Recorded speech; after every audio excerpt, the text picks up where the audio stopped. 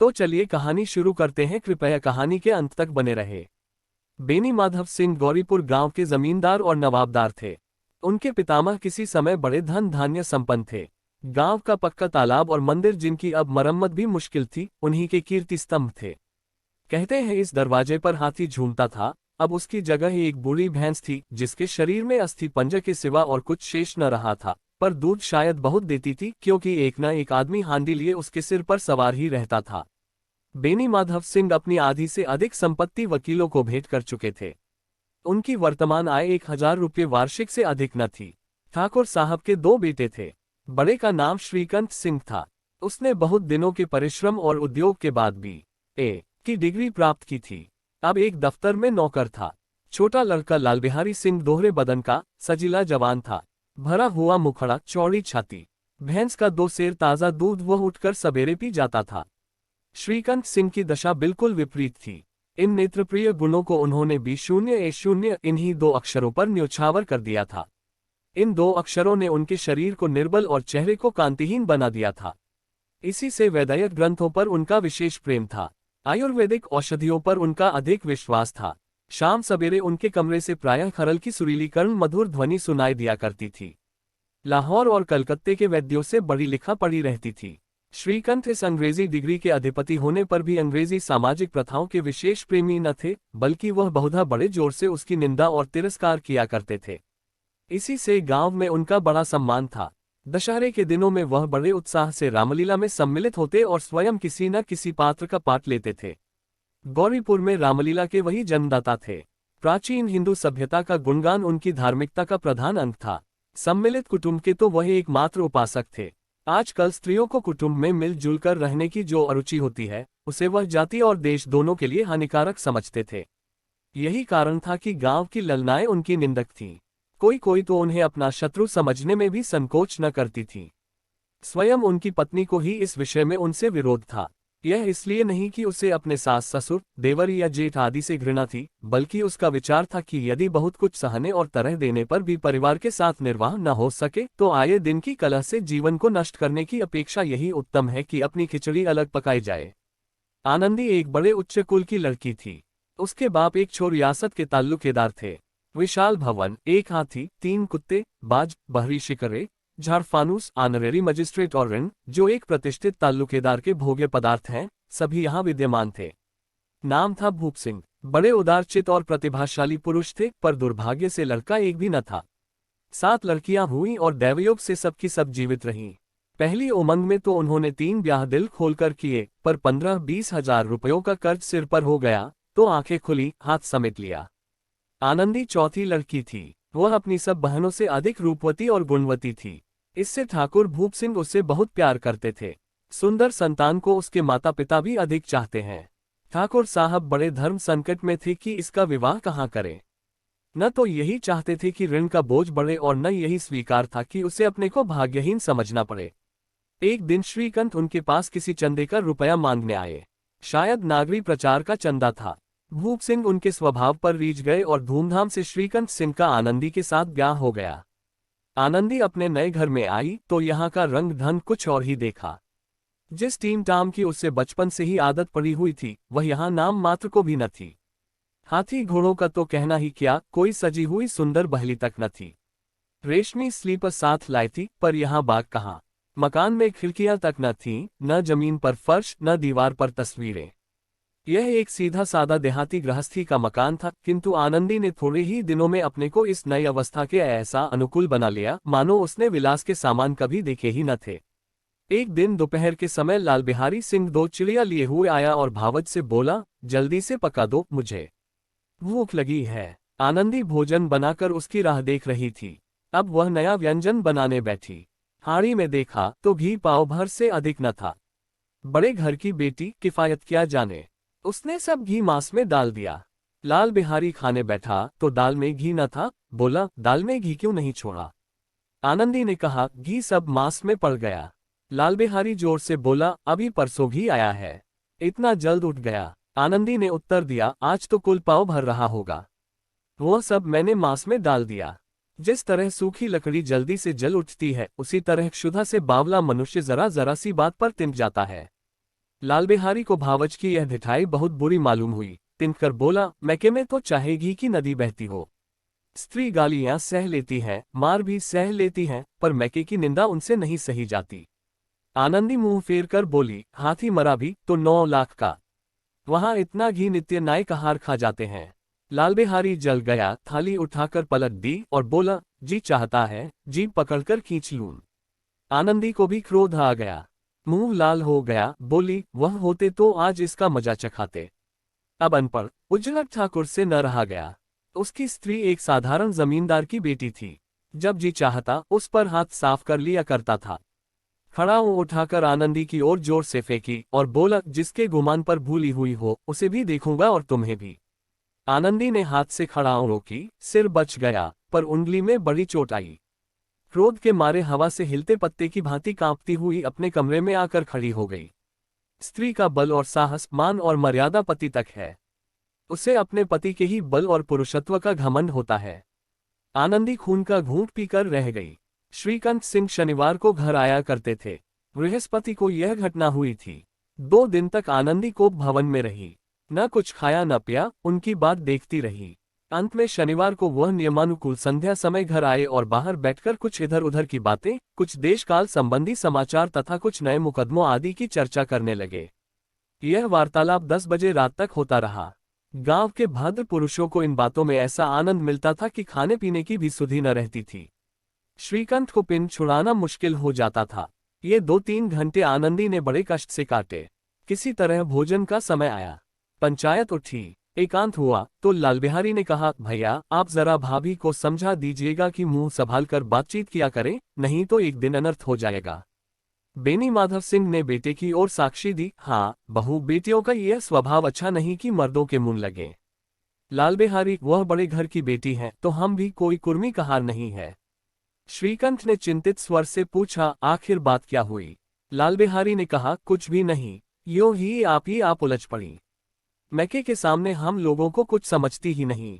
श्रीकांत खा पीकर आनंदी के पास गए। वह भरी बैठी थी। यह हजरत भी कुछ तीखे थे। आनंदी ने पूछा, चित्त तो प्रसन्न है? श्रीकांत बोले, बहुत प्रसन्न है, पर तुमने आजकल घर में यह क्या उपद्रव मचा रखा है? आनंदी की त्योरियों पर बल पड़ गए। झुंझलाहट के मारे बदन में ज्वाला सी दहक उठी। बोली, जिसने तुमसे यह आग लगाई है उसे पाँव मुंह झुलस दूं। श्रीकांत, इतनी गर्म क्यों होती हो, बात तो कहो। आनंदी, क्या कहूं, यह मेरे भाग्य का फेर है। नहीं तो गंवार छोकरा जिसको चपरासगिरी करने का भी शौर नहीं, मुझे खड़ाऊ से मारकर यूं न करता। श्रीकांत, सब हाल साफ साफ कहो तो मालूम हो। मुझे तो कुछ पता नहीं। आनंदी, परसों तुम्हारे लाडले भाई ने मुझसे मांस पकाने को कहा। घी हांडी में पाव भर से अधिक न था। वह सब मैंने मांस में डाल दिया। जब खाने बैठा तो कहने लगा, दाल में घी क्यों नहीं है? बस इसी पर मेरे मैके को बुरा भला कहने लगा, मुझसे न रहा गया। मैंने कहा कि वहां इतना घी तो नाय कहार खा जाते हैं और किसी को जान भी नहीं पड़ता। बस इतनी सी बात पर इस अन्यायी ने मुझ पर खड़ाऊ फेंक मारी। यदि हाथ से न रोक लूं तो सिर फट जाए। उसी से पूछो मैंने जो कुछ कहा है वह सच है या झूठ। श्रीकांत की आंखें लाल हो गईं। बोले, यहां तक हो गया इस छोकरे का यह साहस।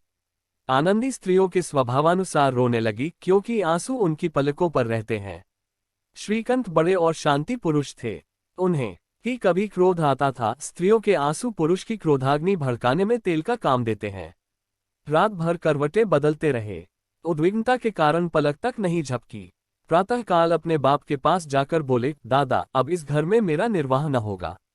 इस तरह की विद्रोहपूर्ण बातें कहने पर श्रीकांत ने कितनी ही बार अपने कई मित्रों को आड़े हाथों लिया था, परंतु दुर्भाग्य आज उन्हें स्वयं वे ही बातें अपने मुंह से कहनी पड़ी। दूसरों को उपदेश देना भी कितना सहज है। बेनी माधव सिंह घबरा उठे और बोले, क्यों? श्रीकांत, इसलिए कि मुझे भी अपनी मान प्रतिष्ठा का कुछ विचार है। आपके घर में अब अन्याय और हठ का प्रकोप हो रहा है। जिनको बड़ों का आदर सम्मान करना चाहिए वे उनके सिर चढ़ते हैं। मैं दूसरे का नौकर ठहरा घर पर रहता नहीं। यहाँ मेरे पीछे स्त्रियों पर खड़ाऊं और जूतों की बौछारें होती हैं। कड़ी बात तक चिंता नहीं, कोई एक की दो कह ले वहां तक मैं सह सकता हूं, किंतु यह कदापि नहीं हो सकता कि मेरे ऊपर लात घूंसे पड़े और मैं दम न मारूं। बेनी माधव सिंह कुछ जवाब न दे सके। श्रीकांत सदैव उनका आदर करते थे। उनके ऐसे तेवर देखकर बूढ़ा ठाकुर रह गया। केवल इतना ही बोला, बेटा तुम बुद्धिमान होकर ऐसी बातें करते हो। स्त्रियां इस तरह घर का नाश कर देती हैं। उनको बहुत सिर चढ़ाना अच्छा नहीं। श्रीकंठ, इतना मैं जानता हूं, आपके आशीर्वाद से ऐसा मूर्ख नहीं हूं। आप स्वयं जानते हैं कि मेरे ही समझाने बुझाने से इसी गांव में कई घर संभल गए, पर जिस स्त्री की मान प्रतिष्ठा का ईश्वर के दरबार में उत्तरदाता हूं, उसके प्रति ऐसा घोर अन्याय और व्यवहार मुझे असह्य है। आप सच मानिए, मेरे लिए यही कुछ कम नहीं है कि लाल बिहारी को कुछ दंड नहीं होता। अब बेनीमाधव सिंह भी गरमाए, ऐसी बातें और न सुन सके। बोले, लाल बिहारी तुम्हारा भाई है, उससे जब कभी भूल चूक हो उसके कान पकड़ो। लेकिन श्रीकंठ, लाल बिहारी को मैं अब अपना भाई नहीं समझता। बेनीमाधव सिंह स्त्री के पीछे। श्रीकंठ जी नहीं, उसकी क्रूरता और अविवेक के कारण। दोनों कुछ देर चुप रहे। ठाकुर साहब लड़के का क्रोध शांत करना चाहते थे, लेकिन यह नहीं स्वीकार करना चाहते थे कि लाल बिहारी ने कोई अनुचित काम किया है। इसी बीच में गांव के और कई सज्जन होके चिलम के बहाने वहां आ बैठे। कई स्त्रियों ने जब यह सुना कि श्रीकंठ पत्नी के पीछे पिता से लड़ने को तैयार हैं, तो उन्हें बड़ा हर्ष हुआ। दोनों पक्षों की मधुर वानियां सुनने के लिए उनकी आत्माएं तिलमिलाने लगीं। गांव में कुछ ऐसे कुटिल मनुष्य भी थे जो इस कुल की नीतिपूर्ण गति पर मन ही मन जलते थे। वे कहा करते थे, श्रीकंठ अपने बाप से दबता है, इसलिए वह दब्बू है। उसने विद्या पढ़ी, इसलिए वह किताबों का कीड़ा है। बेनीमाधव सिंह उसकी सलाह के बिना कोई काम नहीं करते, यह उनकी मूर्खता है। इन महानुभावों की शुभकामनाएं आज पूरी होती दिखाई दी। कोई हुक्का पीने के बहाने और कोई लगान की रसीद दिखाने आकर बैठ गया। बेनीमाधव सिंह पुराने आदमी थे, इन भावों को ताड़ गए। उन्होंने निश्चय किया, चाहे कुछ ही क्यों न हो, इन द्रोहियों को ताली बजाने का अवसर न दूंगा। तुरंत कोमल शब्दों में बोले, बेटा मैं तुमसे बाहर नहीं हूं, तुम्हारा जो जी चाहे करो। अब तो लड़के से अपराध हो गया। इलाहाबाद का अनुभव रहित झल्लाया हुआ ग्रेजुएट इस बात को न समझ सका। उसे डिबेटिंग क्लब में अपनी बात पर अड़ने की आदत थी, इन हथकंडों की उसे क्या खबर। बाप ने जिस मतलब से बात पलटी थी वह उसकी समझ में न आया। बोला, लाल बिहारी के साथ अब इस घर में नहीं रह सकता। बेनीमाधव, बेटा बुद्धिमान लोग मूर्खों की बात पर ध्यान नहीं देते। वह बेसमझ लड़का है, उससे जो कुछ भूल हुई उसे तुम बड़े होकर क्षमा करो। श्रीकंठ, उसकी इस दुष्टता को मैं कदापि नहीं सह सकता। या तो वही घर में रहेगा या मैं ही। आपको यदि वह अधिक प्यारा है तो मुझे विदा कीजिए, मैं अपना भार आप संभाल लूंगा। यदि मुझे रखना चाहते हैं तो उससे कहिए जहां चाहे चला जाए। बस यह मेरा अंतिम निश्चय है। लाल बिहारी सिंह दरवाजे की चौखट पर चुपचाप खड़ा बड़े भाई की बातें सुन रहा था। वह उनका बहुत आदर करता था। उसे कभी इतना साहस न हुआ था कि श्रीकंठ के सामने चारपाई पर बैठ जाए, हुक्का पी ले या पान खा ले। बाप का भी वह इतना मान न करता था। श्रीकंठ का भी उस पर हार्दिक स्नेह था। अपने होश में उन्होंने कभी उसे घुड़का तक न था। जब वह इलाहाबाद से आते तो उसके लिए कोई न कोई वस्तु अवश्य लाते। मुगदर की जोड़ी उन्होंने ही बनवा दी थी। पिछले साल जब उसने अपने से ड्योरे जवान को नागपंचमी के दिन दंगल में पछाड़ दिया तो उन्होंने पुलकित होकर अखाड़े में ही जाकर उसे गले लगा लिया था। 5 रुपये के पैसे लुटाए थे। ऐसे भाई के मुंह से आज ऐसी हृदय विदारक बात सुनकर लाल बिहारी को बड़ी ग्लानि हुई। वह फूट फूट कर रोने लगा। इसमें संदेह नहीं कि अपने किए पर पछता रहा था। भाई के आने से एक दिन पहले से उसकी छाती धड़कती थी कि देखो भैया क्या कहते हैं। मैं उनके सम्मुख कैसे जाऊंगा, उनसे कैसे बोलूंगा, मेरी आंखें उनके सामने कैसे उठेगी। उसने समझा था कि भैया मुझे बुलाकर समझा देंगे। इस आशा के विपरीत आज उसने उन्हें निर्दयता की मूर्ति बने हुए पाया। वह मूर्ख था, परंतु उसका मन कहता था कि भैया मेरे साथ अन्याय कर रहे हैं। यदि श्रीकंठ उसे अकेले में बुलाकर 2-4 बातें कह देते, इतना ही नहीं 2-4 तमाचे भी लगा देते तो उसे इतना डकना होता। पर भाई का यह कहना कि अब मैं इसकी सूरत नहीं देखना चाहता, लाल बिहारी से सहा न गया। वह रोता हुआ घर आया। कोठरी में जाकर कपड़े पहने, आंखें पोंछी, जिसमें कोई यह न समझे कि रोता था। तब आनंदी के द्वार पर आकर बोला, भाभी भैया ने निश्चय किया है कि वह मेरे साथ इस घर में न रहेंगे। अब वह मेरा मुंह नहीं देखना चाहते, इसलिए अब मैं जाता हूं। उन्हें फिर मुंह न दिखाऊंगा। मुझसे जो कुछ अपराध हुआ उसे क्षमा करना। यह कहते कहते लाल बिहारी का गला भर आया। जिस समय लाल बिहारी सिंह सिर झुकाए आनंदी के द्वार पर खड़ा था, उसी समय श्रीकंठ सिंह भी आंखें लाल किए बाहर से आए। भाई को खड़ा देखा तो घृणा से आंखें फेर ली और कतरा कर निकल गए, मानो उसकी परछाई से दूर भागते हों। आनंदी ने लाल बिहारी की शिकायत तो की थी, लेकिन अब मन में पछता रही थी। वह स्वभाव से ही दयावती थी। उसे इसका तनिक भी ध्यान न था कि बात इतनी बढ़ जाएगी। वह मन में अपने पति पर झुंझला रही थी कि यह इतने गर्म क्यों होते हैं। उस पर यह भय भी लगा हुआ था कि कहीं मुझसे इलाहाबाद चलने को कहें तो कैसे क्या करूंगी। इस बीच में जब उसने लाल बिहारी को दरवाजे पर खड़े यह कहते सुना कि अब मैं जाता हूं, मुझसे जो कुछ अपराध हुआ क्षमा करना, तो उसका रहा सहा क्रोध भी पानी हो गया। वह रोने लगी। मन का मैल धोने के लिए नयन जल से उपयुक्त और कोई वस्तु नहीं है। श्रीकंठ को देखकर आनंदी ने कहा, लाला बाहर खड़े बहुत रो रहे हैं। श्रीकंठ, तो मैं क्या करूं? आनंदी, भीतर बुला लो, मेरी जीभ में आग लगे। मैंने कहां से यह झगड़ा उठाया? श्रीकंठ, मैं न बुलाऊंगा। आनंदी, पछताओगे, उन्हें बहुत ग्लानि हो गई है, ऐसा न हो कहीं चल दें।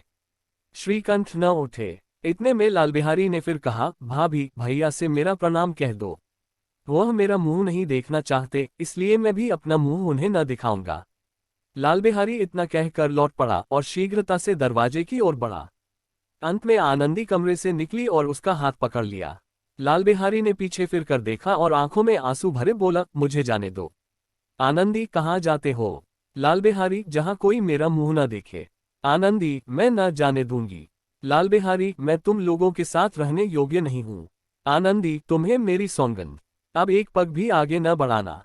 लाल बिहारी, जब तक मुझे यह न मालूम हो जाए कि भैया का मन मेरी तरफ से साफ हो गया, तब तक मैं इस घर में कदापि न रहूंगा। आनंदी, मैं ईश्वर को साक्षी देकर कहती हूं कि तुम्हारी ओर से मेरे मन में तनिक भी मैल नहीं है। अब श्रीकंठ का हृदय भी पिघला।